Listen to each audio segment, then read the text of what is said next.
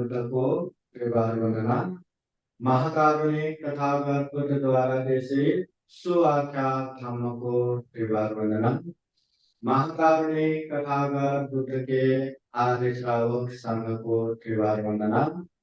परम पूजनीय बोधिसत्व डॉक्टर बाबा साहब अम्बेडकर आज के कार्यक्रम में उपस्थित संपूर्ण श्रद्धा संपन्न बुद्धि संपन्न उपासक उपासिका ने विशेषतः आज हम गृहस्थ जीवन सुखमय बनाने के लिए तथागत बुद्ध के उपदेश इस विषय में थोड़ा सा बात करने वाले हैं। सबसे पहले गृहस्थ जीवन, जो व्यक्ति दुख मुक्ति के लिए घर बार छोड़ के भिक्षु नहीं बनते, संन्यास नहीं बनते, परिवार समाज और घर में रहते हैं, ऐसे व्यक्ति को गृहस्थ कहते हैं। गृहस्थ में रह के जो अपना काम कर्तव्य पूरा करके जो जीवन यापन करते हैं उसे गृहस्थ जीवन कहते हैं। अभी गृहस्थ जीवन में सुख जो जैसा पसंद है वैसा प्राप्त हुआ तो वो सुख। किसी किसी को बहुत खाने की आदत रहता है, हर पेट अच्छे से अच्छे परिकार, अच्छे से अच्छे पकवान खाने को मिला तो उसको बहुत ही सुख महसूस होता है। किसी किसी को अच्छे अच्छे सुनने में बहुत ही मजा आता है तो उसको जितना अच्छा अच्छा सुनने को मिला उसे लगता है कि मुझे सुख मिल गया। किसी किसी को ज्यादा अच्छे अच्छे सुगंध लेते रहने की आदत है, जितना सुगंधों के साथ रहना या सुगंध लेके बैठना मिला उसको उतना ही सुखानुभूति होता है। किसी किसी को ये शारीरिक सुख बहुत ही महत्वपूर्ण रहता है, जितना स्पर्श करने को मिला, जिसको हम चाहते उसको स्पर्श करने को मिला तो उसी में बहुत ही सुख मानते हैं।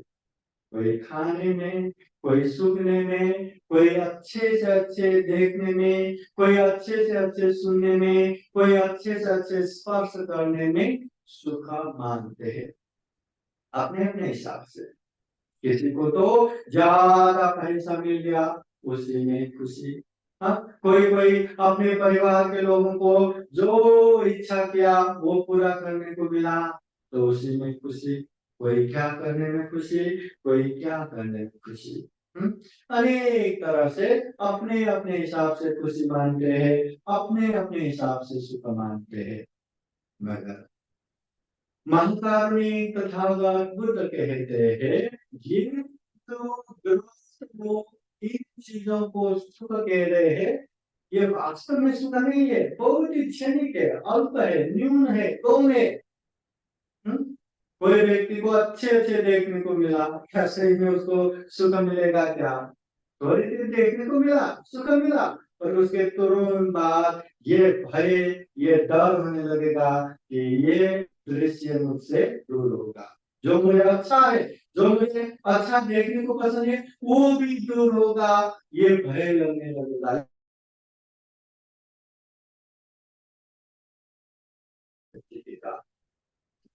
जब तक सामने है तब भी भय डर से वो सुख जाए, और दूर रहा तो कितना दुख, कितना पीड़ा। वैसे ही सुनने में भी अच्छा सुनने को मिला, अच्छा लगा, पर वो भी टिकता नहीं। कहीं ये मुझसे दूर न हो जाए, कहीं ये मुझसे अलग न हो जाए।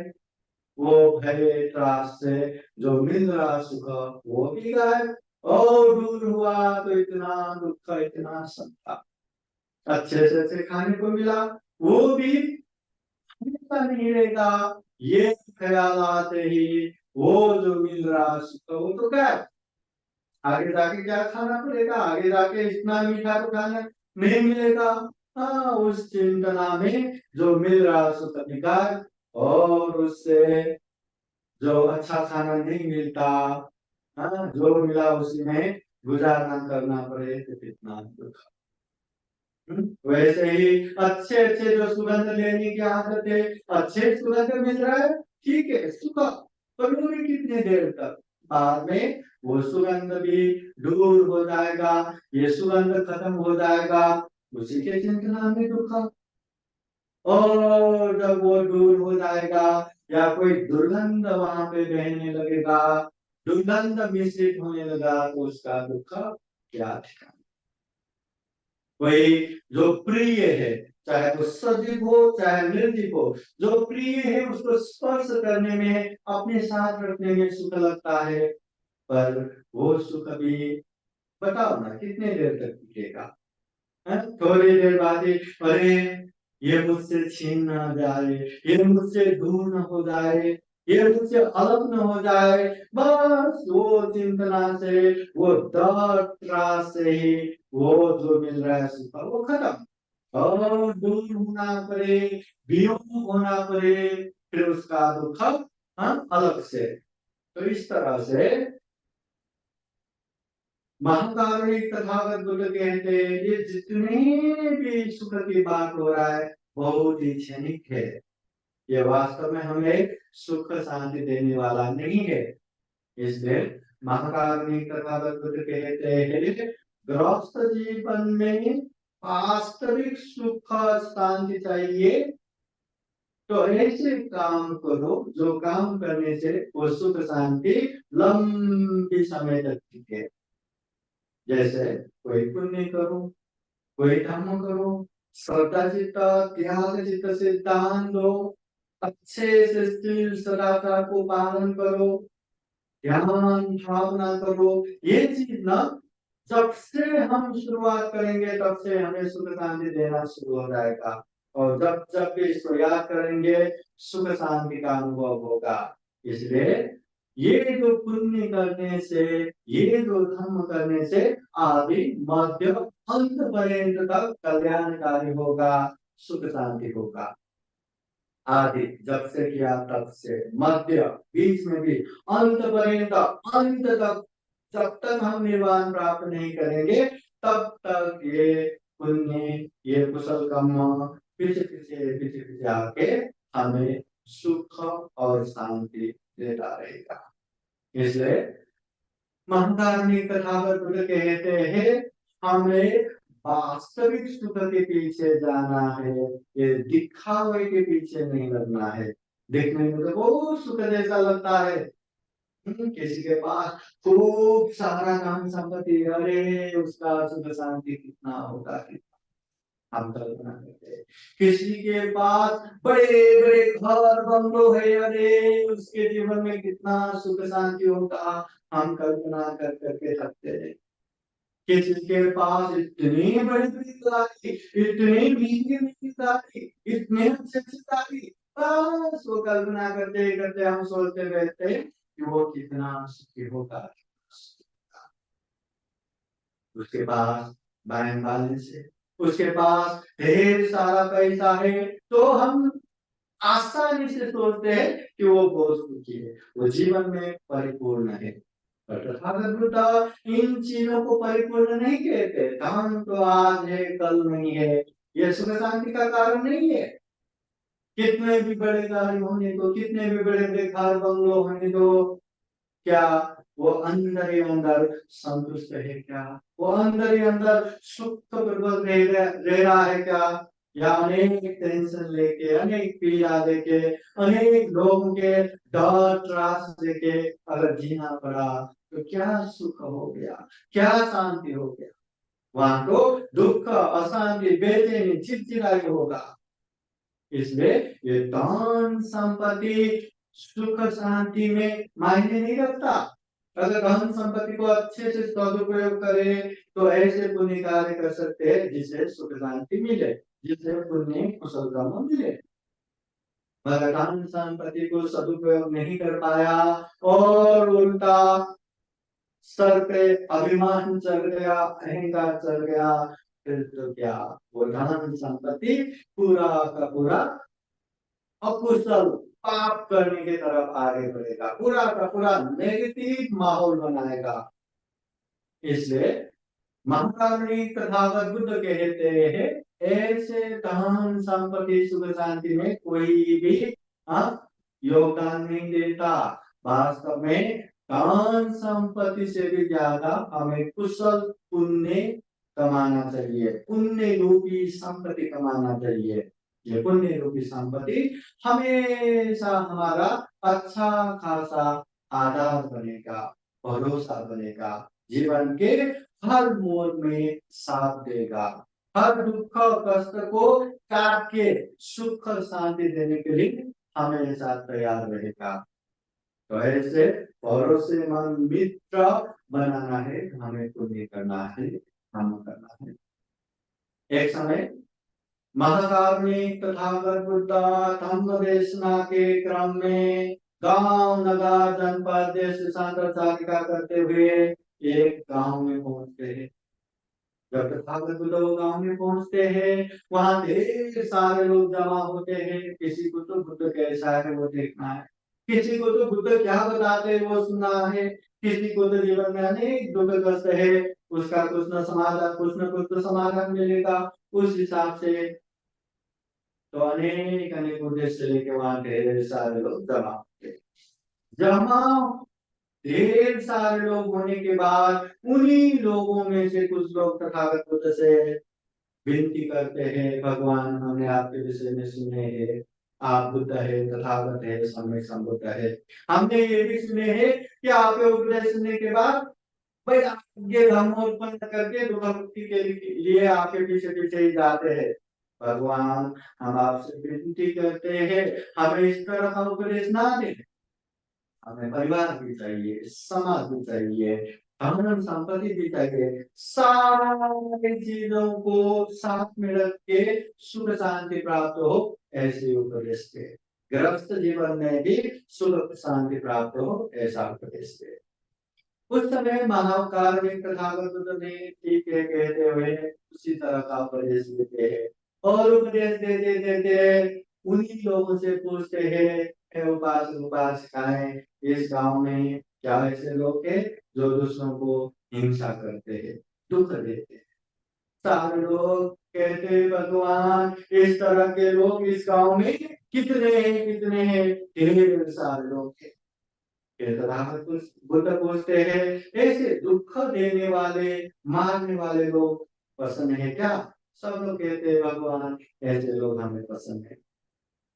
पूछते हैं ऐसे लोग पसंद नहीं है तो खुद हिंसा करते हैं कि नहीं, खुद किसी को मारते हैं कि नहीं? सब लोग एक दूसरे के चेहरे देखते हैं और नीचे झुक के बैठते हैं। कहते हैं अत्तानं उपमं तत्वा, अपने आप को उदाहरण के रूप में रखो, नहाने या न खाते या किसी का हनन मत करो, घात मत करो, किसी को हिंसा मत करो, मारो मत। अपने आप को उदाहरण के रूप में रखो। अगर हिंसा करने वाला हमें पसंद नहीं, हम हिंसा करेंगे तो दूसरों को भी पसंद नहीं, इसलिए हिंसा मत करो। फिर तथागत बुद्ध पूछते हैं ये गांव में चोरी करने वाला है क्या? सब लोग कहते हैं भगवान बहुत सारे हैं। काम में क्या कर व्यभिचार करने वाला है क्या? भगवान इस तरह के लोग भी बहुत सारे हैं। बुद्ध पूछते हैं झूठ असत्य बोलने वाला ऐसा लोग भी है क्या? सब लोग कहते हैं भगवान इस तरह के लोग भी बहुत है। क्या इस गांव में अमर नशा का सेवन करने वाले लोग हैं क्या? सब लोग कहते हैं भगवान ऐसे लोग भी बहुत है। तथागत बुद्ध पूछते हैं चोरी करने वाला पसंद है क्या? सब लोग कहते हैं पसंद।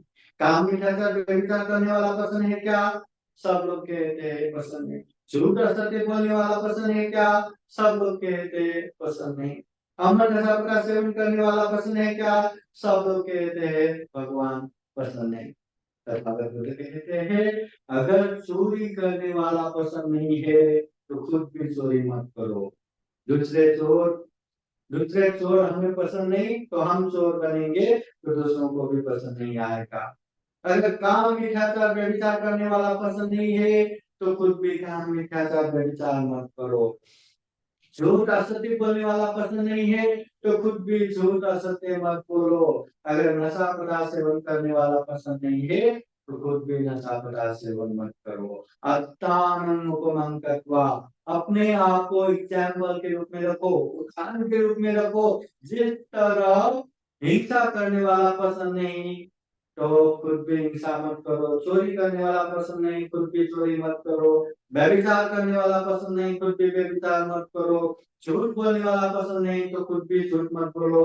नशा पदार्थ सेवन करने वाला पसंद नहीं, तो खुद भी नशा पदार्थ सेवन मत करो। महाकारुणिक तथागत बुद्ध कहते हैं, अगर हर गृहस्थ में रह के भी सुख शांति पूर्वक जीना चाहते हैं, सुख और शांति के लिए घर बार सब त्याग करके सन्यासी बनना नहीं चाहते, तो कम से कम ये 5 सील पालन करो। ये 5 सील भी पालन किया तो जीवन में सुख भी आएगा, शांति भी आएगा।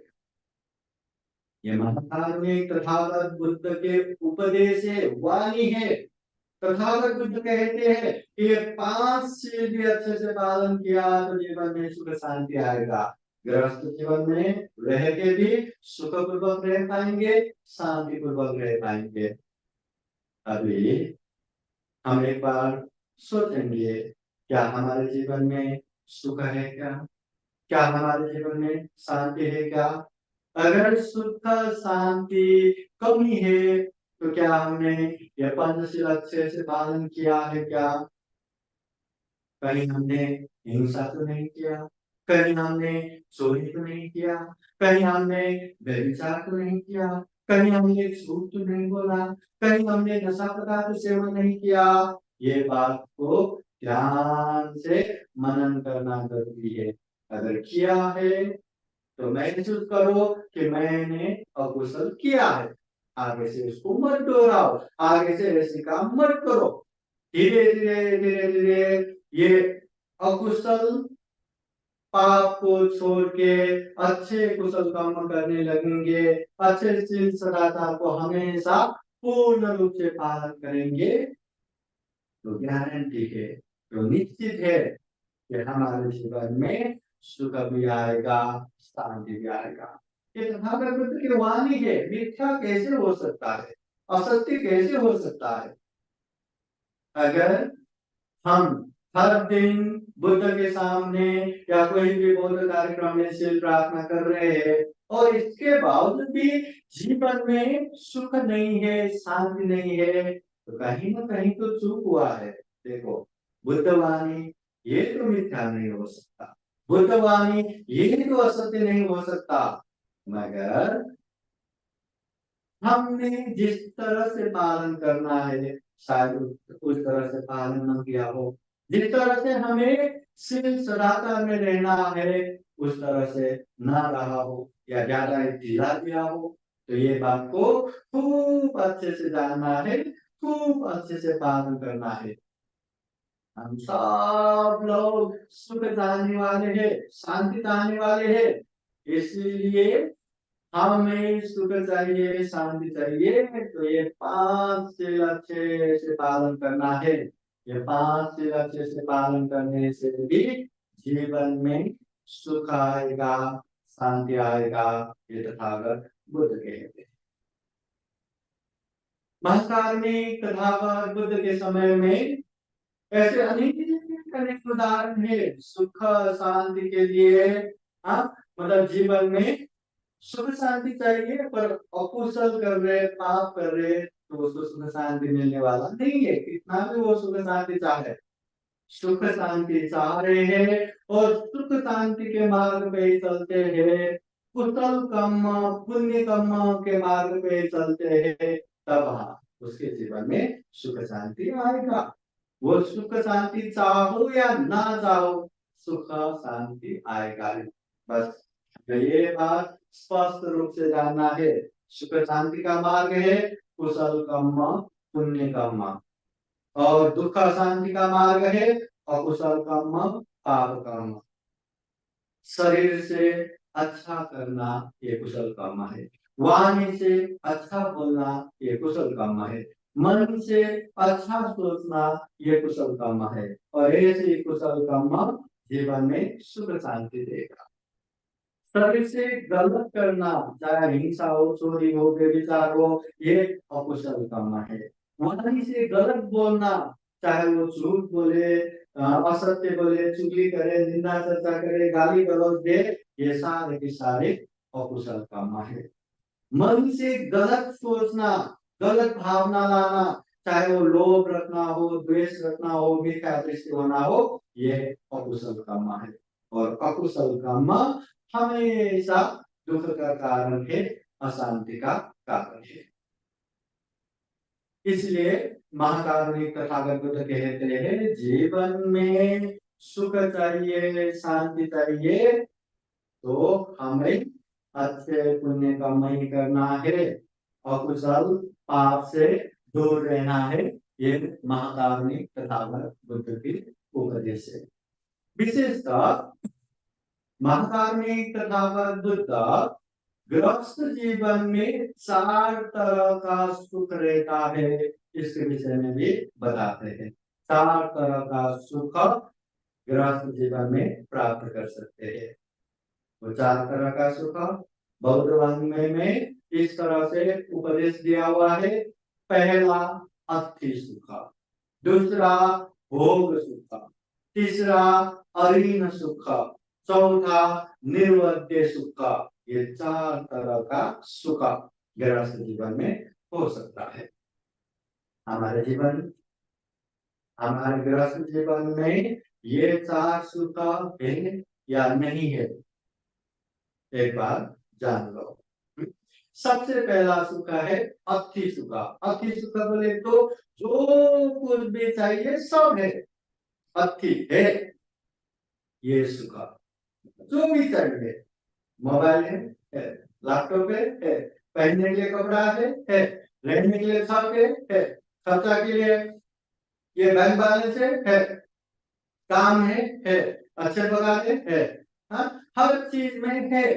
परिवार है, मित्र है, हाँ, अच्छे मित्र है, हर चीज में है, मेरे पास है, मतलब परिपूर्ण होना, ये भी एक तरह का सुख है। ये पहला गृहस्थ सुख।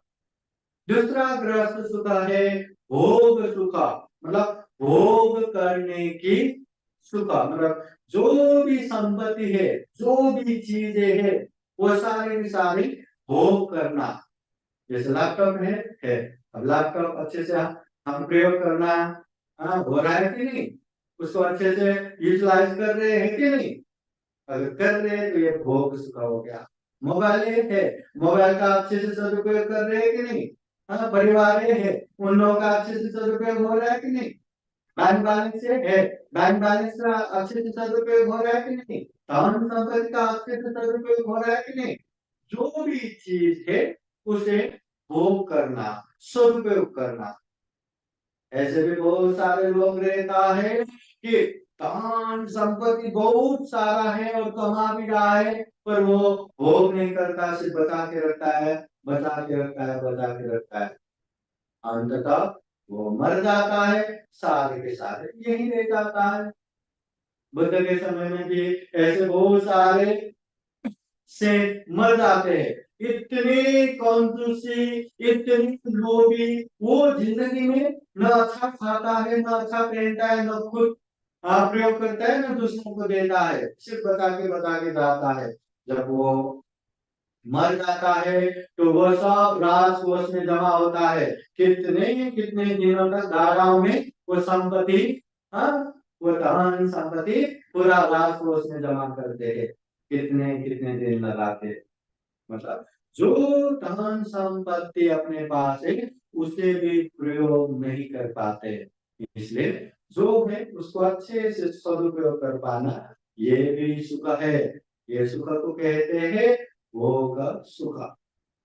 फिर तीसरा सुख है अऋण सुख। गृहस्थ जीवन में ऋण मुक्त जीवन जीना, ये भी सुख है। अभी गृहस्थ जीवन में ऋण रहा तो हमें ऐसा टेंशन रहता है कि यहाँ लोन का पैसा देना है, ऋण का पैसा देना है, ये करना है, वो करना है, हमेशा एक तरह से बाहर रहता है। अगर जीवन में लोन ही नहीं है, ऋण ही नहीं है, तो कितना आनंद है, कितना सुकून का नींद ले सकते हैं, आराम से जी सकते हैं। अगर ऋण रहा तो हमेशा ऋण देना है, ऋण देना, ऋण देना, कभी मन में सुख शांति नहीं रहेगा, एक तरह से भार रहेगा। इसलिए गृहस्थ जीवन में ऋण मुक्त होके अऋण सुख प्राप्त कर सकते हैं। मतलब ऋण मुक्त होके रहा तो ये भी बहुत बड़ा सुख हो गया, जिसे कहते हैं अऋण सुख। ऋण मुक्त जीवन जीना ये भी बहुत बड़ा सुख है। और चौथा सुख है निरवध्य सुख। निरवध्य सुख बोले तो निर्दोष जीवन जीना, ये भी सुख है। किसी का उपकार करना अच्छी बात है, आप शरीर से कर सकते हैं, शरीर से उपकार करो, वाणी से कर सकते हैं, वाणी से उपकार करो, मन से कर सकते हैं तो मन से उपकार करो, ये अच्छी बात है। कम से कम दूसरों का उपकार न कर पाए तो अपने शरीर से दूसरों को दुख न देना, वाणी से दूसरों को दुख न पहुंचाना, मन से दूसरों को दुख न पहुंचाना, ये भी सुख है। मतलब निर्दोष जीवन जीना, बिना किसी को दुख कष्ट दिए आराम से जीना, ये भी गृहस्थ सुख है। और पता है, ऐसे निर्दोष जीवन केवल इंसान ही जी सकते हैं। इंसान के अलावा कोई भी जीव, जंतु, पशु, पंछी, कीट पतंग निर्दोष जीवन जी नहीं सकते। किसी न किसी को दुख दे के, किसी न किसी को परेशानी में डाल के ही वो उन लोगों को जीना पड़ता है। अगर इंसान चाहे बिना किसी को दुख कष्ट दिए बिना भी आराम से निर्दोष जीवन जी सकते हैं। इसलिए महाकारुणिक तथागत बुद्ध कहते हैं, गृहस्थ जीवन में ये 4 प्रकार के सुख है। अति सुख सब कुछ है, ये सुख। भोग सुख जो है उसको अच्छे से सदुपयोग कर पाना। अऋण सुख ऋण मुक्त जीवन जीना। निर्वध्य सुख निर्दोष जीवन जीना, ये सुख हो गया। महाकारुणिक तथागत बुद्ध कहते हैं, गृहस्थ जीवन में अपना अपना कर्तव्य खूब अच्छे से पालन करना, ये भी सुख है। अपना अपना कर्तव्य पालन करना। जो जैसा है, घर में माता पिता है तो अपने बच्चों के प्रति अच्छे से अपना कर्तव्य पूरा करना। अपने माता पिता है तो माता पिता के प्रति अच्छे से कर्तव्य निर्वाह करना। हम किसी के नीचे काम करते हैं तो मालिक के प्रति अच्छे से कर्तव्य निर्वाह करना, या हमारे नीचे कोई काम करता है तो उन लोगों के प्रति अच्छे से कर्तव्य निर्वाह करना।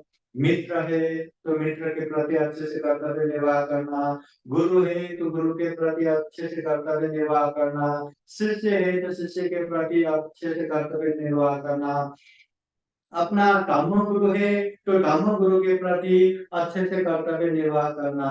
इस तरह से समाज परिवार में रहते समय जो जहां जैसा है उस तरह से अपना अपना कर्तव्य अच्छे से पालन करना, ये भी बहुत बड़ा गृहस्थ सुख है। अपना अपना कर्तव्य पालन नहीं किया, अपना अपना काम ठीक से नहीं किया तो वहां बहुत बड़ा दुख हो जाता है, बहुत बड़ा कला अशांति हो जाता है। महाकारुणिक तथागत बुद्ध के समय में जिसने सोने की सिक्का बिछा के जेठ राजकुमार का बगीचा खरीदा और वहां भव्य दिव्य विहार बना के बुद्ध प्रमुख भिक्षु संघ को वो विहार दान दिया, उन समय में ही 54 करोड़ धन खर्चा करके जयपुर बुद्ध विहार बुद्ध प्रमुख भिक्षु संघ को दान दिया। वो अनाथ क्लिनिक महाजन, वो अनाथ क्लिनिक महाजन हर दिन 500 नहीं 1000 भिक्षुओं को अपने घर में जलपान के लिए, भोजन के लिए, गिलान प्रत्यय के लिए आसन बिछा के रखते थे। मतलब उठने के लिए वहां पूरा तैयारी करके रखते थे। और श्रावस्ती में बड़े बड़े कार्यक्रम होते तो अनाथ क्लिनिक महाजन स्वयं जाके भी वहां मतलब नेतृत्व करते थे। और यह अनाथ क्लिनिक महाजन बुद्ध की पहली भेंट में पहला बुद्ध उपदेश उनके धर्म से अवबोध कर चुके थे, श्रोतापति पद में पहुंच चुके थे। अनात्मिक महाजन बुद्ध के बहुत ही श्रद्धावान उपासक, उनका एक पुत्र था जिसका नाम काल काल पुत्र था। काल वो पुत्र कभी बिहार में नहीं जाते, कभी बुद्ध के पास नहीं जाते, घर में भी आए तो कभी सामने आके प्रवचन नहीं सुनते, उसको श्रद्धा ही नहीं। वो हमेशा दूर दूर ही जाते थे, क्योंकि बुद्ध प्रमुख भिक्षु के सामने आए तो एकदम सिकुड़ के पैर पीछे करके ऐसे शांत रूप से बैठना रहता है, ना इधर चल सकते ना उधर चल सकते हैं। शांत पूर्वक रहो, अनुशासित होके रहो, हाँ ऐसा रहो वैसा रहो, तो उसको अच्छा नहीं लगता। ऐसे कहाँ बैठा रहूं, जो मर्जी वो करने का करके वो कभी भी बुद्ध के पास ऐसा नहीं आते थे। उसके पिता अनाथ महाजन इतना बुद्ध प्रमुख भिक्षु संघ की सेवा करने वाले, ज्ञान प्राप्त हो चुके उपासक और अपने खुद के पुत्र बुद्ध के पास ही नहीं जाते। अभी लेके जाऊं तो कैसे? हाँ, अपने पुत्र को जबरदस्ती भी ले जा सकते थे, और जबरदस्ती नहीं, उसके मन से जाना चाहिए। अब कैसे क्या करो? तो एक उपाय करते हैं, तो अपने पुत्र को बुला के कहते हैं, पुत्र जाओ तुम एक दिन बिहार में जाके उपवास पालन करके आओ, तुम्हें 1000 स्वर्ण असर देता हूँ। 1000 स्वर्ण असर? हाँ, अभी जवान है, यहाँ वहाँ घूमने फिरने के लिए दोस्तों के साथ यहाँ वहाँ करने के लिए पैसा तो लगता ही है, और 1000 स्वर्ण असर बोले तो बहुत बड़ा हो गया। तो वो कहते हैं ठीक है पिताजी, मैं एक दिन का उपवास लेता हूँ।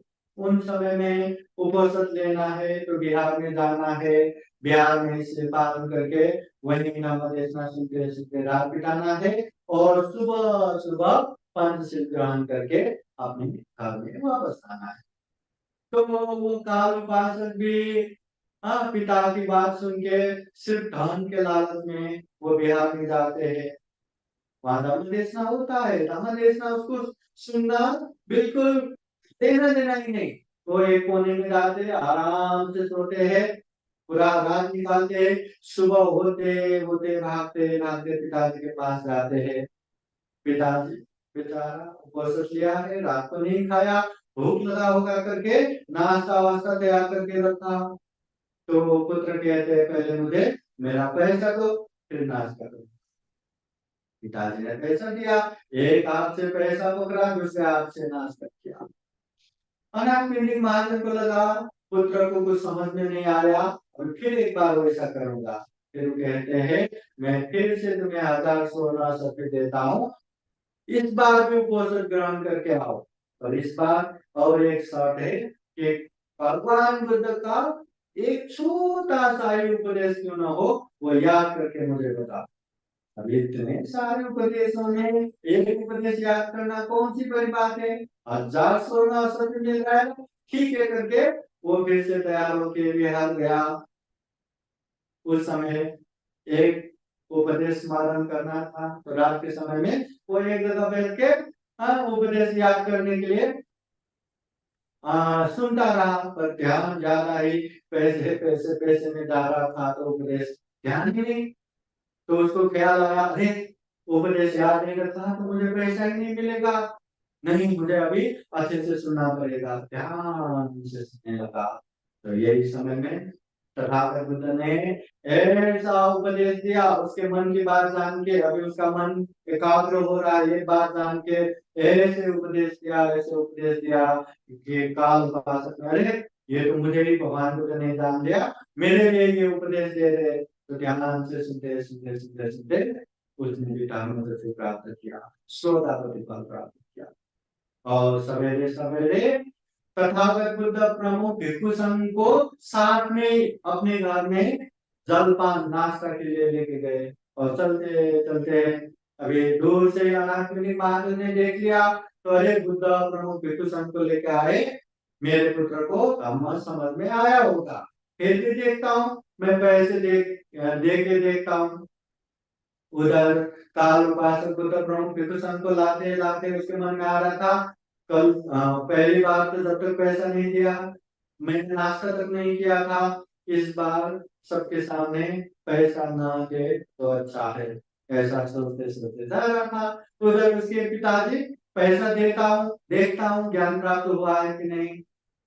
जैसे ही घर में आया अनाथनिक महाराज ने पुत्र ये तुम्हारा पैसा।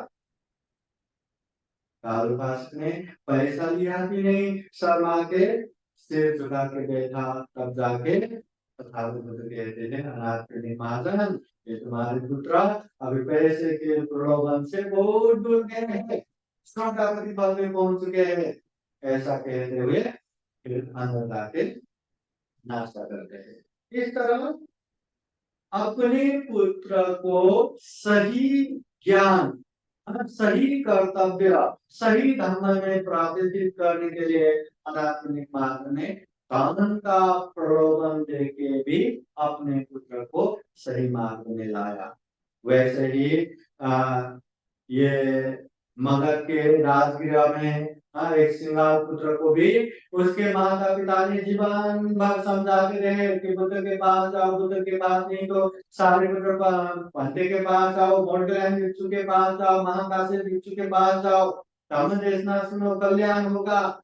पुत्र को जीवन भर कहता रहा, कभी सुना ही नहीं।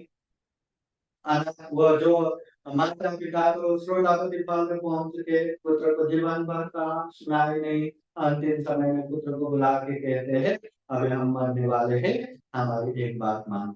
हाँ ठीक है मानता हूँ, बस सुबह सुबह हम ये राजगढ़ नगर से बाहर नदी में जाओ और नदी में 3 बार डुबकी लगा के 6 दिशाओं को नमस्कार करो, पूर्व पश्चिम उत्तर दक्षिण ऊपर नीचे।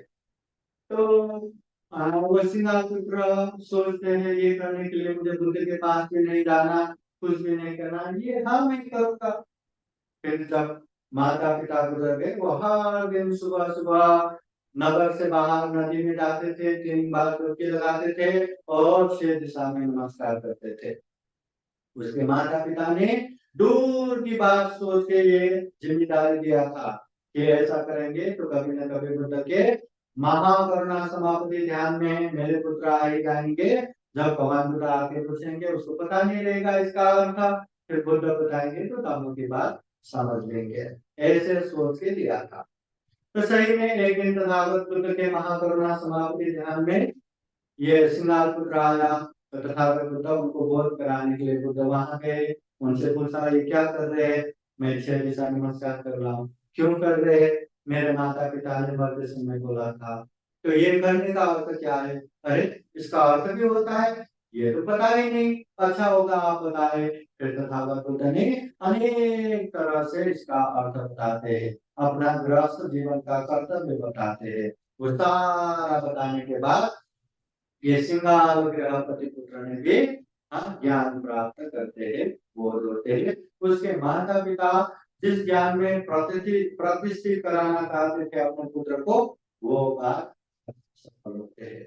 इस तरह गृहस्थ जीवन सुख शांत में बनाने के लिए अपना अपना कर्तव्य पालन करना भी जरूरी है, शील सदाचार में रहना भी जरूरी है, और सबसे बड़ी बात जितने भी अकुशल पाप है उससे दूर रहना, और जितने भी कुशल पुण्य कार्य है उसमें आगे बढ़ना जरूरी है। और उसके लिए सबसे महत्वपूर्ण बात अच्छे को अच्छे समझना, बुरे को बुरे समझना, पाप को पाप समझना, धर्म को धर्म समझना, ये बहुत जरूरी है। जब हम पाप करेंगे और फिर भी मैंने तो पाप ही नहीं किया करके अनेक तरह से उसको छुपा के बैठेंगे, तो वो व्यक्ति कभी भी वो पाप नहीं छोड़ेंगे। मगर पाप करने के बाद वो ये महसूस करता है कि मैंने पाप किया, वो आज नहीं तो कल वो पाप छोड़ेगा। कोई व्यक्ति पुण्य करता है, धर्म करता है, फिर भी उसको संदेह होता है, शंका होता है, कहीं मैंने पाप तो नहीं किया, कहीं मैं पाप तो नहीं कर रहा हूँ। लेकिन मानिए वो पुण्य कार्य में वो आगे बढ़ ही नहीं सकता। मगर जब पता चलता है मैं पुण्य कर रहा हूँ, मैं धर्म कर रहा हूँ, तब वो व्यक्ति, वो पुण्य, वो धर्म अच्छे से संरक्षण भी करेगा और जितना हो उतना अभिवृद्धि भी करता जाएगा। इसलिए पुण्य को पुण्य, पाप को पाप समझना बहुत जरूरी है। महाकाल ने तथागत बुद्ध के समय में श्रावस्ती के जैन बुद्ध विहार में, वहां तो बहुत सारे भिक्षु भिक्षुणी रहते थे। हाँ? तो जैन बुद्ध विहार के धम्म सभा में एक बार 500 भिक्षु लोग बैठ के चर्चा करते रहते हैं कि इस दुनिया में वास्तविक सुख क्या है, क्या सुख हो सकता है।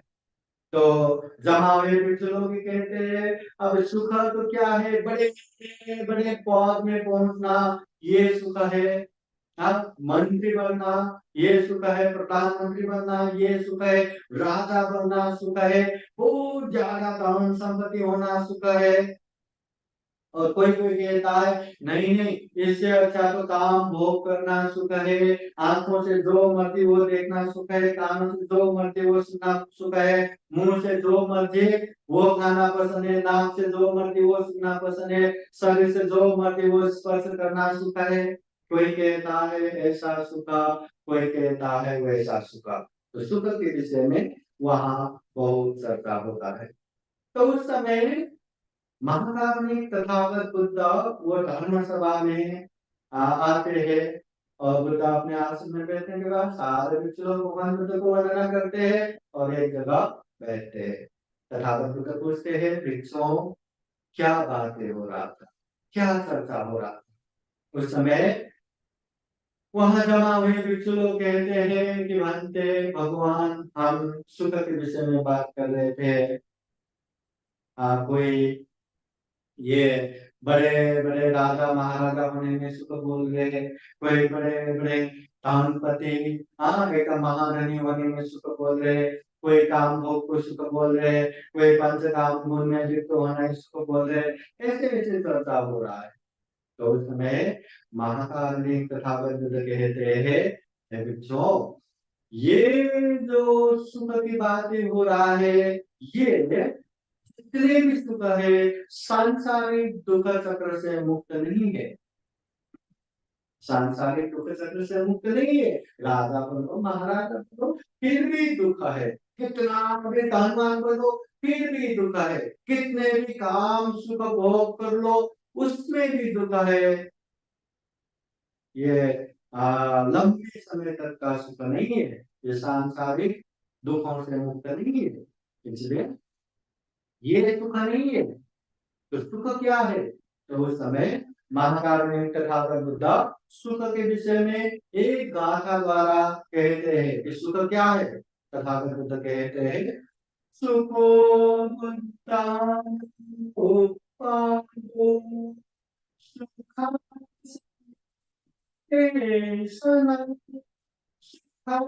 संघर्ष सामग्री समगानन कहो सुखो।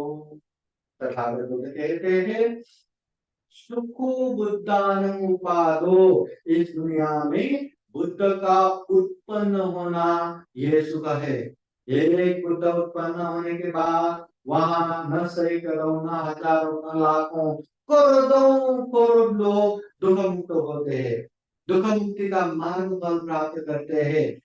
श्रोतापति फल, सहितागामी फल, अनागामी फल, अनेक फल में प्रतिष्ठित होते हैं और जीवन को सुख शांत में बनाने वाले तो अनगिनत रहते हैं। इसलिए दुनिया में बुद्ध उत्पन्न होना सुख का है।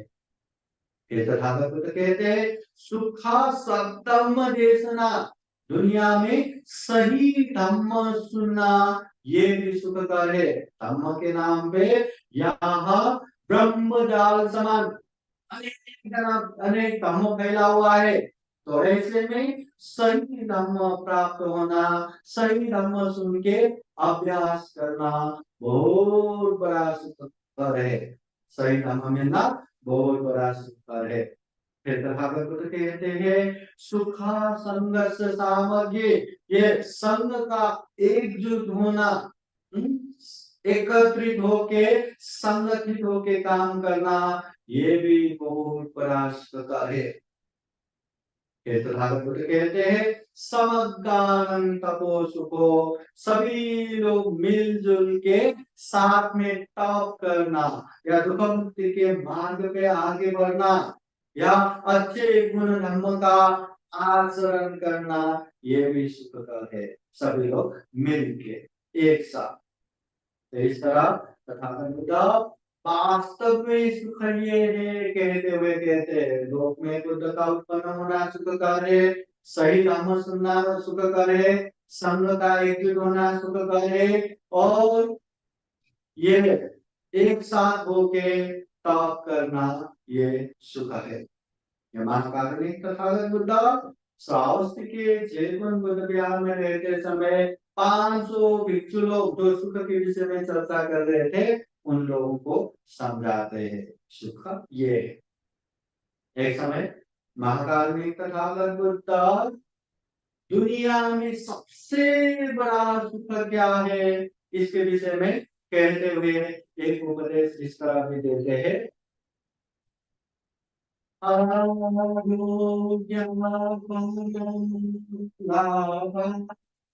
संतुष्टि परम विश्वास परमाद्याति निर्वाणं परमं सुखम् आरोग्य परमालाभ।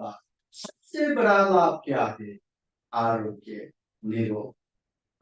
संतुष्टि परमं धनम, सबसे बड़ा धन क्या है? संतोष, संतुष्टि। फिर तथागत बुद्ध कहते हैं विश्वास परमान्याति, सबसे बड़ा बंधु कौन है? विश्वास। फिर तथागत बुद्ध कहते हैं निब्बानं परमं सुखं, सबसे बड़ा सुख क्या है? निर्वाण। निर्वाण वो अवस्था है जहां कोई भी तृष्णा नहीं रहता, कोई भी क्लेश रूपी शत्रु नहीं रहता। वो निर्वाण जहां हर तरह के दुख खत्म हो चुका है, जहां हर तरह के दुख के कारण खत्म हो चुका है, वो अवस्था निर्वाण, जिसे विमुक्ति सुख कहते हैं, जिसे दुख मुक्ति कहते हैं। तो जो व्यक्ति निर्वाण प्राप्त करते हैं उसको सबसे बड़ा सुख प्राप्त होता है, विमुक्ति सुख प्राप्त होता है। इसलिए जीवन में अगर हमें सबसे बड़ा सुख प्राप्त करना है तो निर्वाण प्राप्त करना है, और निर्वाण प्राप्ति यही मनुष्य जीवन में ही कर सकते हैं। मनुष्य के अलावा न सुगति नहीं कर सकते हैं, न दुर्गति नहीं कर सकते हैं। अभी दुर्गति के लोगों को तो पाप धर्म का समझ नहीं आता, न पाप से दूर हो सकते हैं, न पुण्य में आगे बढ़ सकते हैं। और सुगति में रहे लोग तो जो अपना पुण्य है उसका ही भोग करते करते हाँ अच्छे जीवन जीते हैं। बाद में पुण्य खत्म हो गया तो सर के बल पे नीचे गिरना ही है। तो इंसानी ऐसा जीवन है, हम चाहे तो ढेर सारा पुण्य कर सकते हैं, ढेर सारा काम कर सकते हैं, ये जीवन को सार्थक बना सकते हैं, सफल बना सकते हैं। और हम अच्छे से मेहनत करके परिपूर्ण धर्म में आगे बढ़ा तो जीवन को दुख मुक्ति के मार्ग फल में भी प्रतिष्ठित कर सकते हैं। सोडापति, सकिदागामी, अनागामी हर फल भी प्राप्त कर सकते हैं। और ये भी सत्य है अगर इंसान ने गलत मार्ग पे आगे बढ़ा या अकुशल पाप पे आगे बढ़ा तो इतना पाप कर सकते हैं, इतना पाप कर सकते हैं जो खुद के लिए ही बहुत बड़ा अभिशाप बनेगा, बहुत बड़ा दुख का कारण बनेगा। इसलिए जीवन में सुख प्राप्ति करना है, शांति प्राप्ति करना है, गृहस्थ जीवन सुख शांत में बनाना है तो उसके लिए हमें ही मेहनत करना है, हमें ही पुण्य कार्य करना है, हमें ही धर्म करना है। सुख शांति का मार्ग पुण्य करो, धर्म करो, अकुशल पाप से दूर रहो। मगर सुख भी चाहिए, शांति भी चाहिए, पर वो कर रहा है गलत, वो कर रहा है पाप, वो कर रहा है अकुशल, लेकिन मानिए उसको दिखावे के रूप में धन संपत्ति भले ही प्राप्त हो, पर वास्तविक सुख शांति कभी प्राप्त नहीं होता। वास्तविक सुख शांति चाहिए तो हमें पुण्य ही करना है, धर्म ही करना है, कुशल कर्म ही करना है। इसलिए तथागत बुद्ध कहते हैं इंसानों को पुण्य करना चाहिए, बार बार पुण्य करना चाहिए। जो व्यक्ति पुण्य करते हैं उसके जीवन में उच्च प्रकार के सुख मिलता है, महान सुख मिलता है। और तथागत बुद्ध गारंटी देता है जो व्यक्ति पुण्य करता है, कर्म करता है, उसके जीवन में सुख शांति आ जाएगी। तो इसलिए हम भी अपने जीवन में सुख चाहते हैं, शांति चाहते हैं, तो जीवन में खूब सारा पुण्य करना है, खूब सारा कर्म करना है, और कुशल पाप से दूर रहना है। तो आइए हम यही कामना करते हैं कि आप सभी लोग भी गृहस्थ जीवन में सुख शांति पूर्वक रहने के लिए अच्छे से पालन करें, अपने कर्तव्य निर्वाह करें, जो भी अकुशल पाप है उससे दूर रहे, पुण्य कर्म कार्य में निरंतर करते करते आगे बढ़ सके, ये जीवन को सुखमय बनाए, शांतमय बनाए, ढेर सारा पुण्य कर्म करते हुए सभी दुखों से मुक्ता, जो परम सुख है, परम शांति है, वो निर्वाण भी प्राप्त कर सके। ये दुर्लभ, ये अमूल्य, ये सर्वश्रेष्ठ मनुष्य जीवन को सफल बना सके, सार्थक बना सके, ऐसी कामना करते हुए आज का ये नाम स्नान यही समापन करते हैं। सबका मंगल हो, सबका कल्याण हो, भवतु सबका मंगलम। साधु साधु साधु। रामदेशना के अंत में आप सभी को बुद्धवाणी पाली गाथा द्वारा आशीर्वाद देते हैं। आप लोगों के जीवन में खूब खूब बुद्ध का आशीर्वाद रहे, धर्म का आशीर्वाद रहे, संघ का आशीर्वाद रहे। प्रभृतियो विभाजन्तु सप्परोगो विनाशतु माते भवत्वन्तरायो सुखी दीर्घायुको भव। भवतु सर्वमङ्गलं रक्षन्तु सर्वदेवता सर्वबुद्धानुभावेन सदा सुखी भवन्तु ते। भवतु सर्वमङ्गलं रक्षन्तु सर्वदेवता सर्वब्रह्मानुभावेन सदा सुखी भवन्तु ते। भवतु सर्वमङ्गलं रक्षन्तु सर्वदेवता सर्वसङ्घानुभावेन सदा सुखी भवन्तु ते। येषितं पातितं गुह्यं क्षिप्रमेव समेततु सर्वे पुरे तुजितसङ्कल्पासन्दो कन्नरसो यथा परिवारोग्य सम्पाति सकसम्पातिमेव च अतो निब्बाण सम्पाति इम्नाते समीरतु साधु साधु साधु बुद्धं नमामि धम्मं नमामि संघं नमामि अहं वन्दामि सर्वदा। सबका मंगल हो, सबका कल्याण हो, सुखी हो, सुखी हो, सुखी हो।